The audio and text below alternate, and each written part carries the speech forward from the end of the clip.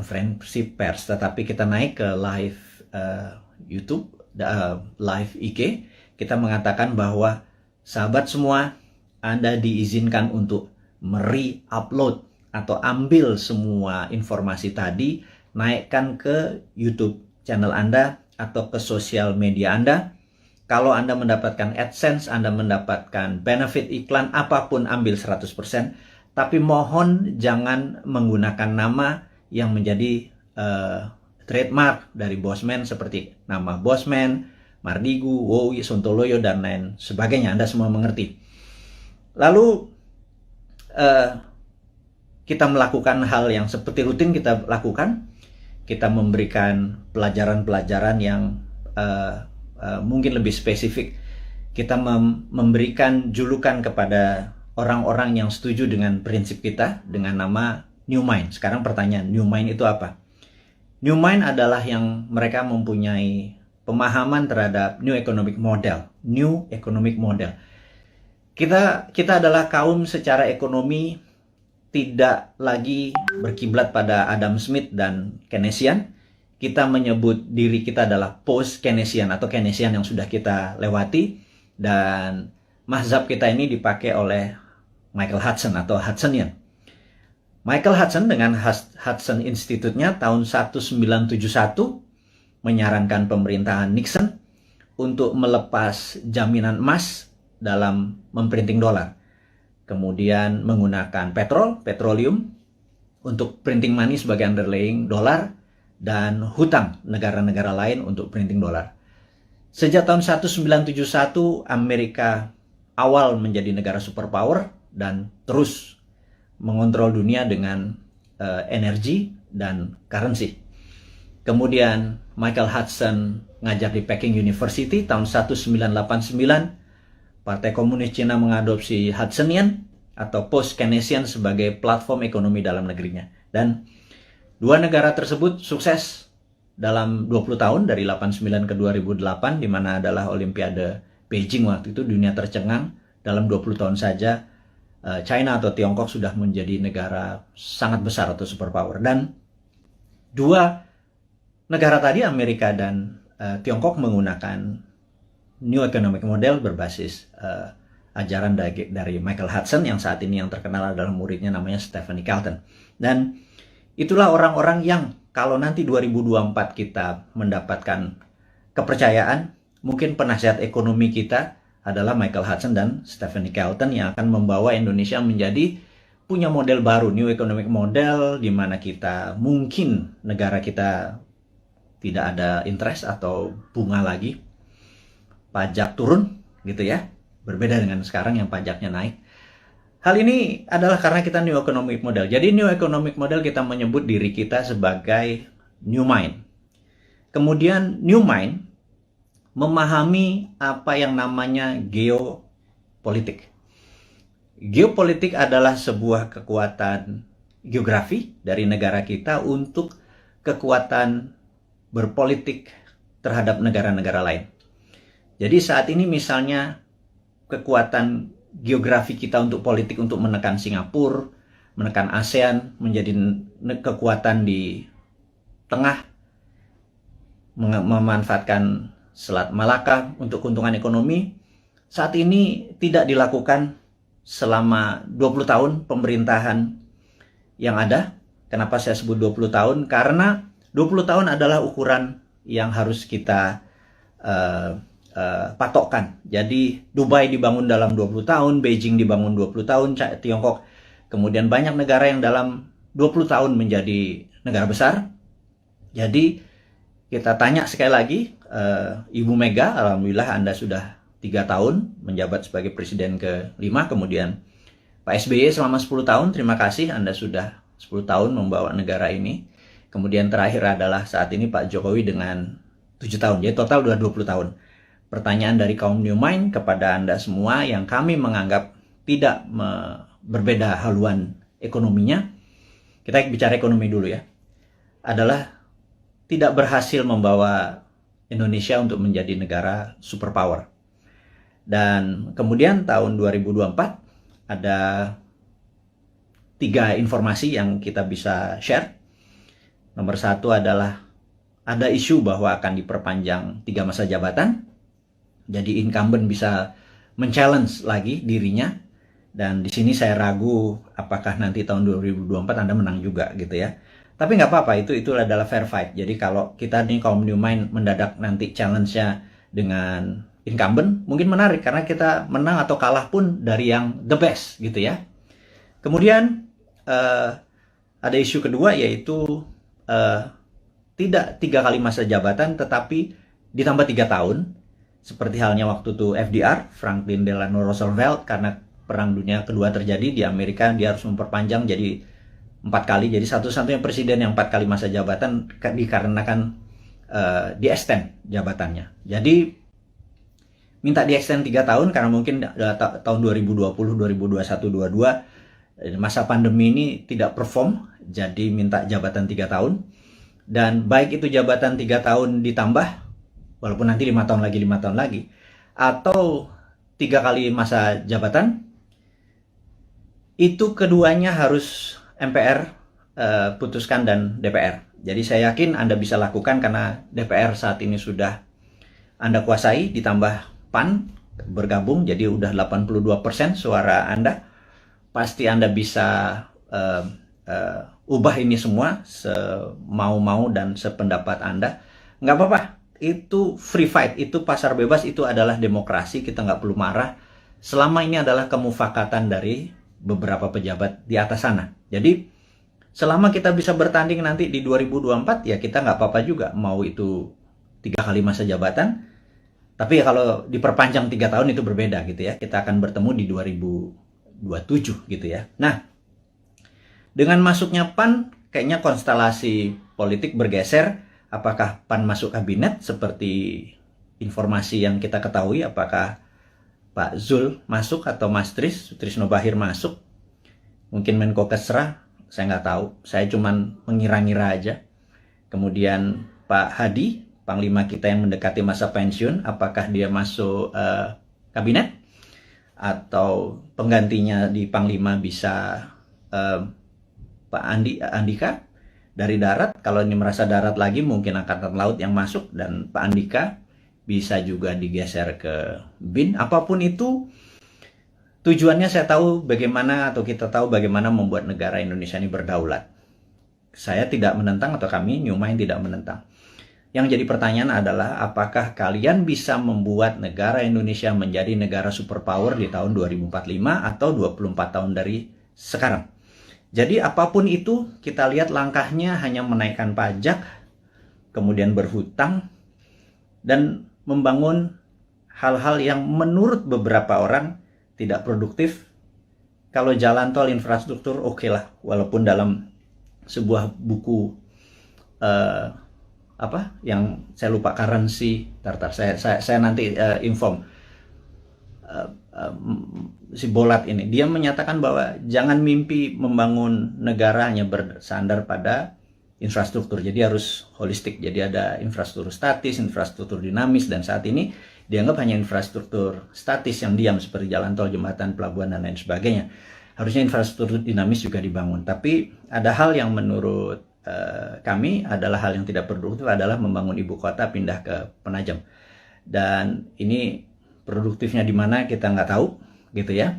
Tapi yang jelas itu bukan hal yang penting, karena bagi orang seperti saya atau kaum New Mind ini yang sangat percaya pada kedaulatan sebuah bangsa, Penajam itu sangat lemah sekali jika ada serangan dari negara lain. Karena sisi utara ada Malaysia, Sarawak, di mana pangkalan militer Malaysia terbesar adalah di utara Kalimantan, di Sarawak. Kalau menyerang Penajam kurang dari setengah jam, bawa bom pesawat pembom rata tanah, dan kita nggak punya perlindungan sama sekali. Jadi saya pikir membangun Penajam, membangun ibu kota, nomor satu adalah harusnya membangun pangkalan militer terlebih dahulu. Pangkalan angkatan lautnya digeser dulu, pangkalan angkatan udara digeser dulu, kemudian darat dan kepolisian harus dipersiapkan dulu, infrastruktur harus disiapkan dulu, baru ibu kotanya. Jangan dibangun gedungnya dulu. Begitu saya jadi presiden nanti tinggal dibom sama Malaysia, kan gerah kita. Jadi saya rasa sudahlah. Jangan nanti jadi hambalang. penajam itu lupakan. Ini saran dari New Mind. Wahai yang terhormat kepala negara, jangan dilanjutkan. Kita mengutamakan adalah masalah pandemi dulu gitu ya. Nah, kita masuk ke topik berikutnya adalah, masih topik yang pertama adalah yang jelas YouTube channel kita kemudian diserang lagi berkali-kali sampai kita bingung. Maksudnya bingung nih gini. Kita kan punya channel di Santara dengan tagline UKM menang, kemudian Dinaran Official dengan tagline Rupiah menang. Kalau Bosman Mardigu tagline-nya adalah Indonesia menang. Jadi kita memasang cerita karena selama di takedown tidak boleh upload, kita menaruh informasi di Dinaran Official dan di Santara. Kemudian begitu kita boleh lagi memasang, kita memindahkan informasi di Dinaran tersebut official ke Bosman Mardigu dan itu di takedown juga. Itu kita heran, berarti memang YouTube kita memang ditarget gitu ya, sampai kita kebingungan. Karena apalagi yang ditarget, karena benar-benar kata-kata yang kita taruh, bahkan jualan emas, jualan dinaran, akan mempromosikan emas sebagai alat bayar atau bukan, sebagai alat tukar. Itu pun di take down. Jadi kita pikir kita akhirnya diserang lagi. Kali ini menarik, katanya kita melanggar konsensus WHO. Kita ngecek langsung video mana yang melanggar konsensus WHO. Ternyata di salah satu video, nggak di salah satu, ada 5 video kita tentang BPOM dan vaksin dan COVID. Di situ kita terang-terangan mengatakan kita mendukung vaksinasi, tetapi kita lebih mendukung terapi imunitas.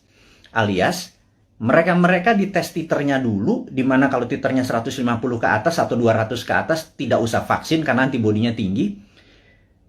Jangan semua orang dihajar titernya rendah atau tinggi, dihajar semua pakai vaksin, sehingga terjadi pemborosan. Dan menurut kita ini, ada 400 juta vaksin udah dibeli, jangan-jangan dengan 50 juta kalau kita selected mereka yang titernya di bawah 150 antibodinya itu yang divaksin, maka jangan-jangan 80% penduduk kita yang di kampung-kampung sana yang hanya makan tiwul, hanya makan jagung rebus, terus ngopi, terus ngakak-ngakak tuh titernya pada tinggi semua karena bahagia semua. Sementara yang bermasalah nyara orang di kota dan pejabat-pejabat, terutama politikus yang titernya rendah walaupun makannya enak. Mungkin karena duitnya nggak halal kali ya. Mereka-mereka yang dikasih vaksin gitu. Nah, ternyata kita mempromosikan imunoterapi atau terapi imunitas itu dianggap melanggar konsensus WHO. Dan kita di take down lagi. Jadi kita mulai mempelajari apa sih konsensus WHO. Ternyata konsensus WHO itu adalah vaksin itu suggested, atau dalam bahasa Indonesianya vaksin itu disarankan. Sementara kayaknya ya, pemerintah kita kayaknya, sekali lagi ya, mohon maaf nih, kayaknya kalau Anda marah, Anda geeran atau Anda baperan. Kalau baperan jangan jadi pejabat ya. Jadi kayaknya di Indonesia vaksin itu mandatori, diwajibkan. Sementara WHO hanya suggested atau menyarankan. Jadi di sini kita ada sedikit pertanyaan. Kita tidak melanggar konsensus WHO, tapi mungkin melanggar mandatori atau perintah dari pemerintah saat ini. Sekali lagi, kita bukannya tidak mendukung, tapi kita punya preference. Karena sahabat saya, seorang profesor yang saat ini mengajar di Cornell University, beberapa minggu yang lalu, mungkin beberapa hari yang lalu, 3 minggu yang lalu, mengatakan, kalau vaksin adalah sebagai single bullet proof untuk menang melawan COVID, itu halu. Jadi dianggap delusion. Jadi menurut beliau, kalau kita menganggap atau kita berpikiran bahwa untuk menang melawan virus corona ini, vaksin adalah satu-satunya single bullet proof, itu delusion. Jadi itu kata-kata sebenarnya cukup sadis gitu ya. Karena sebenarnya ada banyak cara untuk selain vaksin. Taliban itu nggak pakai vaksin, nggak pakai masker tuh, nggak ada yang satupun yang kena. COVID-nya takut sama Taliban, itu aja berpikir sangat sederhana. Nah, jadi sahabat semua, akhirnya kita singkatnya adalah di take down forever, permanen. Jadi mendengar hal itu terjadi, RIP, rest in peace, kita dalam waktu 4 jam langsung membuat Bosman Mardigu official. Dan entah bagaimana, tahu-tahu ada 5-6 akun mirip-mirip, ada Mardigu Wowi official, Mardigu Bosman Mardigu unofficial. Apapun itu, saya minta dengan segala kerendahan hati dan dengan segala hormat Anda untuk mengganti dengan nama, jangan pakai trademarknya Bosman. Sekali lagi, saya dengan hormat memohon Anda untuk mengganti. Karena saat ini orang begitu membuka akun tersebut menjadi tidak terdistract ya dengan penampilan Anda tersebut. Saya tahu niat Anda baik, tetapi saya sudah wanti-wanti, jangan pakai nama trademarknya Bosman, tapi videonya Anda upload, Anda re-upload, Anda share, Anda berhak atas itu semua. Tidak ada hak paten atau right yang saya tuntut, tidak ada. Tetapi jika ada orang keberatan, sayalah keilmuan tersebut yang akan dipertanyakan. Jadi Anda tidak akan bertanya. Jadi sekali lagi, saya mohon maaf untuk Anda. Saya minta dengan segala hormat untuk mengganti channel tersebut, sehingga Bosman Mardigu official adalah satu-satunya akun. Dan ke depan kita akan punya gaya lain, punya genre lain, punya aliran lain, demi membuat Anda semua mengerti otot atau muscle knowledge atau otot bernegara yang lain yang akan kita ajarkan, yang akan membuat kita menjadi negara besar superpower di 2045. Dan di sini Anda akan selalu mendengarkan kata-kata berulang, yaitu New Mind 1, nomor 2 adalah 024, di mana kita target 024 adalah New Mind sudah mendapat mandat. Itu bukan berarti Bosman atau seorang Mardigu menjadi presiden, tapi kita berharap dalam 3 tahun ke depan, ya, kemarin kita udah punya 171 juta viewer. Kalau satu orang menonton 10 video Bosman, maka ada 17 juta sahabat Indonesia yang sudah menonton video Bosman. Kalau kita menarget 1 miliar viewer dengan teman-teman, ada sekitar 100 akun bersama-sama. Kalau 1 miliar viewer ditonton, maka kalau satu orang nonton 10, ada 100 juta warga Indonesia sudah terkena dengan New Mind. Saya harapkan secara pribadi 70% menerima konsep tersebut. Kalau 70% menerima konsep tersebut, ada sekitar 70 jutaan orang. Itu sudah hampir 50% dari mata pilih di 2024. Dan inilah yang menentukan course atau Indonesia mau kemana nantinya. Maksudnya begini, sahabat semua, sahabat muda, saya mengkhususkan Anda yang berjiwa muda dan masih muda, yang saat ini umurnya 40 tahun paling tua atau 40 tahun ke bawah. 3 tahun lagi paling tua adalah 43, 45 mungkin ya. Dan Anda yang berusia 45 tahun ke bawah, di tahun 2024 Anda adalah merupakan 71% mata pilih. Sebenarnya Andalah yang menentukan negara Indonesia ini mau kemana. Masih bergantung pada IMF? Monggo. Masih berhutang? Monggo. Pilih aja siapa-siapa yang kira-kira mirip-mirip dengan genre-genre atau aliran 3 presiden terakhir. Pak Bu Mega, Pak SBY, dan Pak Jokowi gitu ya. Atau Pak Jokowi itu sendiri. Jadi, kalau Anda masih mau miring ke Tiongkok, pilihlah yang kita sebut para old mind. Jadi, kalau nanti di 2024 Anda masih memilih old mind, ya nggak apa-apa juga gitu ya. Ya sudah, saya secara pribadi tidak kalah, tidak menang. Tapi saya akan bilang ke anak cucu kita atau kita semua ya saat ini, yang hampir 7.000 sahabat yang saat ini bersama-sama menonton live IG-nya Bosman ini. Saya mohon dengan amat sangat, Anda fight untuk hak Anda fight untuk cucu turunan Anda, sehingga nanti Anda berkata bahwa anakku atau cucuku, dulu eyang, dulu mbah, dulu Pak Ade, dulu apapun itu, kita fight untuk membawa Indonesia dengan memberi pelajaran baru supaya Indonesia menjadi negara berdaulat superpower di 2045. Tapi kami kalah. Di 2024 ternyata yang dipilih adalah old mind juga.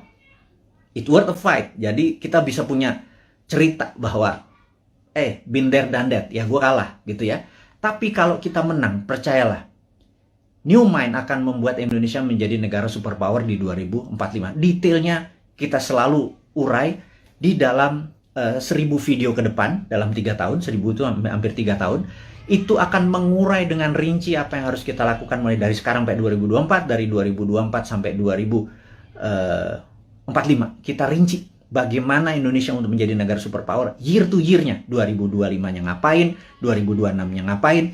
Saya tidak yakin bahwa satu orang pun yang saat ini mencalonkan atau ingin menari menjadi presiden atau menjadi wakil presiden di 2024 punya konsep untuk membuat Indonesia menjadi negara superpower. Saya ragukan itu. Karena yang mereka lakukan adalah populerisme. Ingin menjadi populer, dengan populer mereka diharapkan mengambil hati rakyat, terus mereka memilih. Yakin kita nanti begitu dia jadi, dia bingung mau diapain negara ini gitu ya. Beda dengan New Mind. New Mind tidak ingin menari untuk menjadi presiden, tetapi konsepnya yang akan kita bawa agar siapapun yang nanti menari di 2024 membawa konsep ini yang akan membawa Indonesia menjadi negara superpower di tahun 2045. Itu 24 tahun dari sekarang. Jadi kita harus bersiap-siap menuju ke tahun 2045, dan kalau kita mundur 2029 atau 2034 telat kita ya, sekali lagi. Nah, sahabat semua, jadi saya rangkum sesi pertama, yaitu mengingatkan untuk Anda mensubscribe Bosman Mardigu Official, dan tolong sebar dan viralkan. Kemudian isinya mau di re-upload di YouTube channel Anda atas nama Anda pribadi, monggo. Karena kita akan fight dalam jangka panjang. Dan jangan lupa Anda harus mempromosikan Anda punya YouTube, IG tadi, dan lain sebagainya. Karena jangan Anda menunggu bola, Anda hanya menggunakan video Bosman, harus terus mengharapkan orang nonton, kemudian mengharapkan AdSense. Nggak bisa begitu. Anda harus berkeringat untuk apapun yang Anda dapat. Anda promosikan video-video tadi di video YouTube channel atau sosial media Anda. Dan tadi pagi saya heran, saya naikkan sesuatu di IG. IG ini saya agak sedikit deg-degan. Karena di Agustus kemarin 5 kali kita diperingati. Bahkan kita ada kata-kata ganyang koruptor, itu di take down. Itu cukup kaget saya. Jadi rupanya apapun yang ditulis, di caption oleh Bosman, bahkan video dari orang lain yang penontonnya cuma 300, kita ambil, kita upload di tempat Bosman, toto dalam 1 jam ada 100.000 viewer, captionnya kita mungkin berbeda dengan yang lain, toto di take down. Jadi tadi pagi di take down lagi, cukup kaget saya. Dan kalau itu di take down lagi membuat resiko IG kita yang 2,1 juta follower ini juga beresiko seperti 1,5 juta subscriber dari YouTube. Jadi, tapi apakah kita akan give up atau menyerah? Sahabat semua, perjuangan kita tidak akan pernah menyerah walaupun kita mulai dari nol lagi, tetapi ilmu-ilmu kita dan ini pelajaran-pelajaran kita akan terus berikan. Kita tidak melawan, tetapi kita akan bekerja dengan dengan semangat kaum New Mind. New Mind itu nggak ada matinya. Die hard New Mind itu nggak ada matinya. Nah, sahabat semua, kita akan membicarakan topik baru yang namanya long COVID. Jadi, sahabat semua, Anda tahu bahwa saya terpapar di bulan November tahun lalu. Kemudian 9 hari saya di rumah sakit. Kemudian pulang. Muscle saya bisa dikatakan shrinking atau mengecil hampir 10-20%. Sehingga sejak bulan Januari saya ada personal trainer hanya untuk membuat muscle saya bergerak. Jadi Anda akan lihat ini saya agak kurus, muka saya agak tirus dan lain sebagainya. Karena muscle saya hilang, asam amino saya seakan-akan dimakan oleh COVID tadi. Dan di sini ada hal yang baru, ternyata saya mengalami apa yang namanya long COVID. Dan alhamdulillah saat ini sedang mengalami terapi dengan stem cell dan growth factor. Ini yang saya akan menceritakan sedikit. Apa itu long COVID? Gitu ya.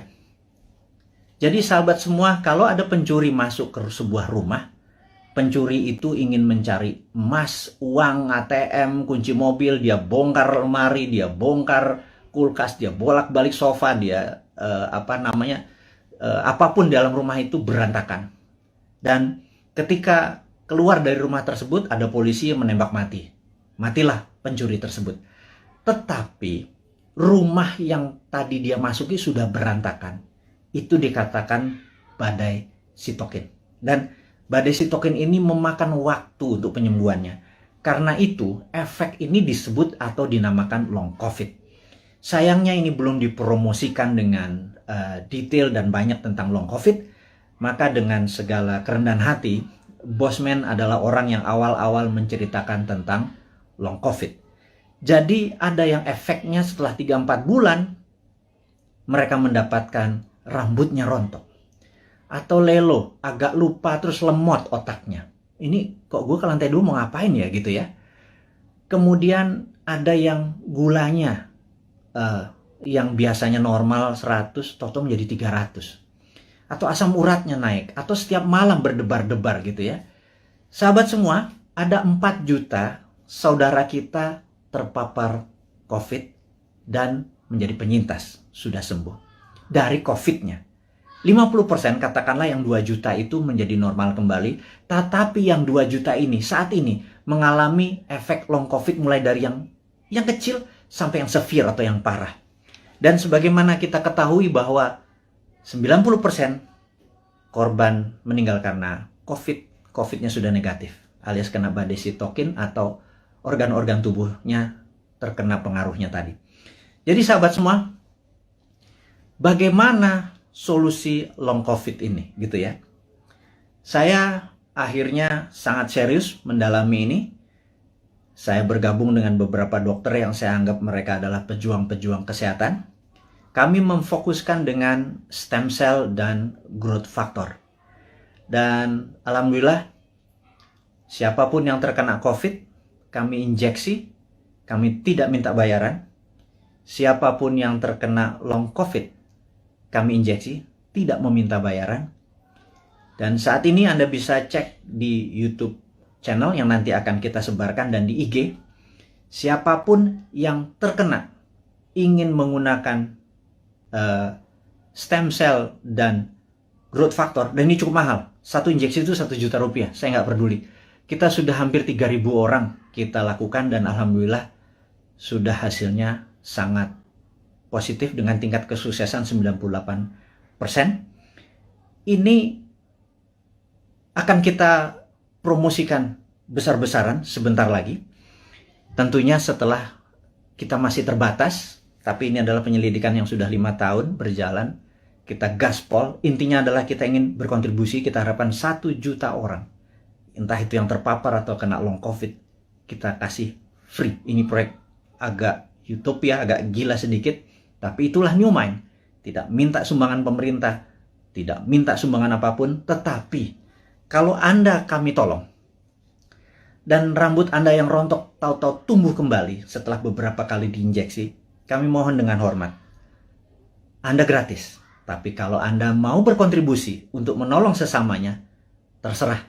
Mulai dari 0 sampai tak terhingga, Anda lakukan pembayaran atau tidak sama sekali, kita nggak peduli. Kita punya cara lain.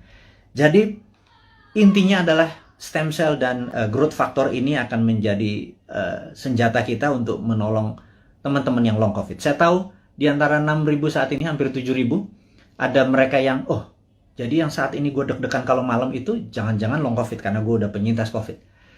Ini yang membuat gula gue naik, ini membuat dimmer gue naik dan lain sebagainya. Yuk kita diskusi lebih detail lagi tentang hal ini. Anda boleh DM atau nanti komen di IG kita atau di YouTube channel kita. Karena kita akan merinci sekali lagi. Jadi ini berbeda sekarang YouTube-nya dengan YouTube yang dulu. Kita akan lebih banyak kontribusi-kontribusi ini. Tapi bukan hadiah-hadiah, tetapi benar-benar ingin penyembuhan masalah COVID dan long COVID ini. Ini sedikit kontribusi dari kaum New Mind. Dan bagi mereka yang sehat, supaya tidak terpapar, kita adalah orang yang ingin imunitas kita tinggi.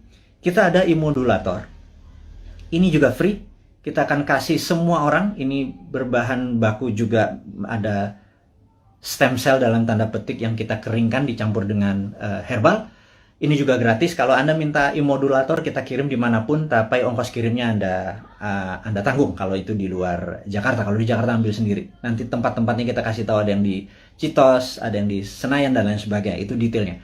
Immodulator ditargetkan adalah mereka yang ingin titernya atau antibodinya tinggi, atau mereka yang dalam proses penyembuhan setelah recover dari COVID. Sekali lagi, kita akan menyiapkan immodulator. Namun kalau long COVID tadi yang stem cell dengan growth factor, kita injeksi ke muscle atau daerah bokong gitu ya, akan kita masukkan. Oke, itu adalah informasi kedua, sahabat semua. Yang ketiga adalah sahabat saya, seorang profesor filosofi, guru besar universitas cukup terbesar di Jawa Tengah, tadi pagi menyatakan, Mas Mardigu, sampean ini memang gila katanya.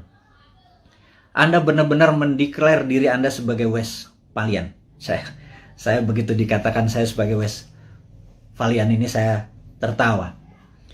Karena bagi orang seperti saya, no need an explanation tentang apa itu Westphalian. Jadi, tapi saya yakin teman-teman yang masih muda di bawah 40 tahun, mungkin yang memahami Westphalian ini cuman 5-10%. Ya udah, saya review apa what the hell is Westphalian gitu ya. Jadi Westphalian ini adalah orang-orang yang mendukung. Ini adalah di abad 17, tepatnya mungkin tahun 1648. Ada Westphalian, sebuah kota yang sekarang di wilayah Jerman, Westphalia. Itu mengadakan treaty, perjanjian antara kaum monarki dengan nasionalis.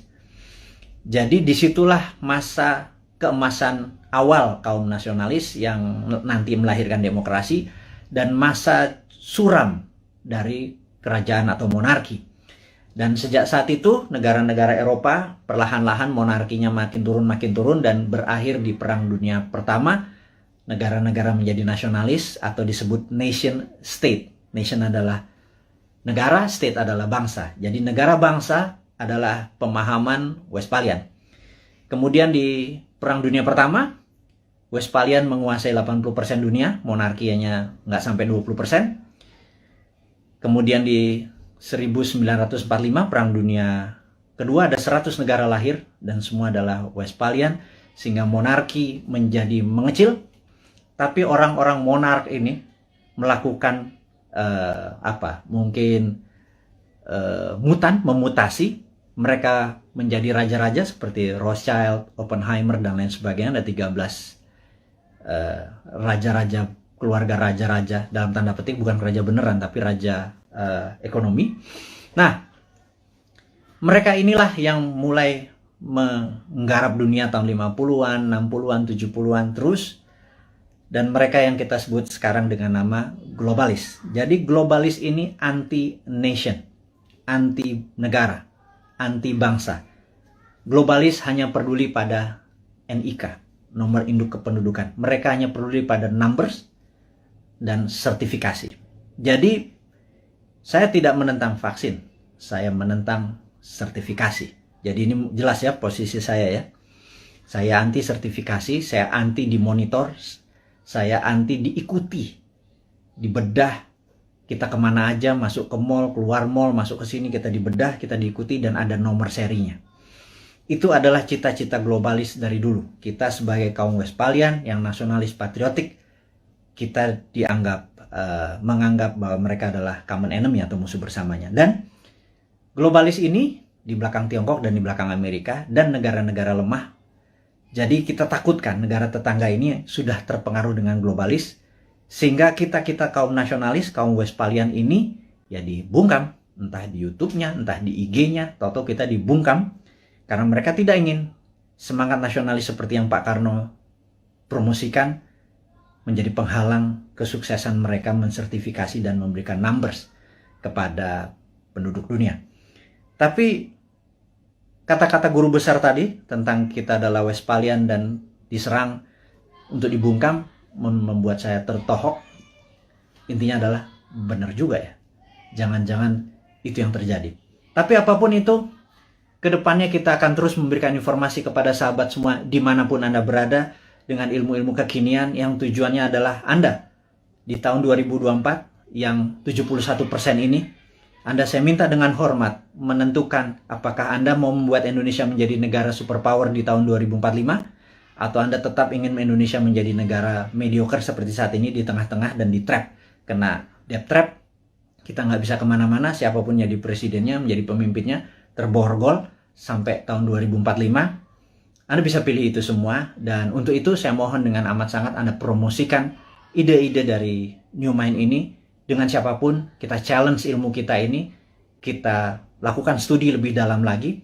Tujuannya adalah untuk membuat Indonesia berdaulat seperti kaum Westphalian atau nasionalis. Tapi kalau Anda memilih menjadi sama globalis, monggo juga 2024 kita memilih enggak, kita bukan nasionalis, kita setuju sama globalis, kita ikut Tiongkok, kita ikut Amerika, kita ikut IMF, kita ikut obor, kita ikut globalis, silahkan juga. Itu ada pilihan Anda. Tapi saya secara pribadi menyatakan diri saya anti globalis, saya Westphalian, saya nasionalis, saya patriotis, dan saya harap mereka-mereka yang mengadopsi New Mind berpendapat bahwa kita anti bunga, deposito kita tidak ada bunga, rupiah kita berputar, dan salah satu transaksinya kita nanti bisa menggunakan alat tukar baru yang namanya emas, di mana cadangan deposito emas kita cukup besar yang bisa menjadi underlying dari transaksi menggunakan emas.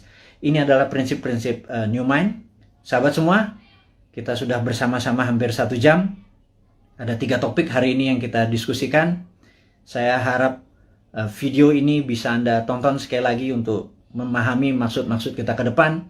Kita tidak anti vaksin, kita anti sertifikasi, kita dukung pemerintah dengan vaksinasi, kita dukung dengan strategi menyelesaikan masalah long COVID dan COVID dengan saat ini kita menggunakan stem cell dan growth factor, dan itu sifatnya free, kita dukung. Jadi kita menganggap bahwa vaksin sebagai single bullet proof itu harus ada solusi lain, jangan satu-satunya vaksin, yaitu kita menggunakan solusi dengan stem cell dan growth factor. Yang kedua, kita mengingatkan ada yang namanya long COVID. Long COVID adalah efek setelah terpapar COVID yang saat ini kita duga ada 2 juta sahabat kita, mulai yang terkena dari yang paling ringan hingga yang paling berat. Dan ini akan kita gratiskan semua pengobatannya, dan nanti diskusinya kita ada di DM, di sosmed kita, atau nanti akan informasikan ke YouTube. Terus subscribe YouTube kita, perbanyak YouTube kita, informasinya semua ada di sana. YouTube kita akan menjadi baru, sosmed kita akan menjadi baru, dengan tujuan untuk menjadikan Indonesia baru. Akhirul kalam, saya ucapkan terima kasih atas perhatiannya, mohon maaf lahir batin. Wassalamualaikum warahmatullahi wabarakatuh.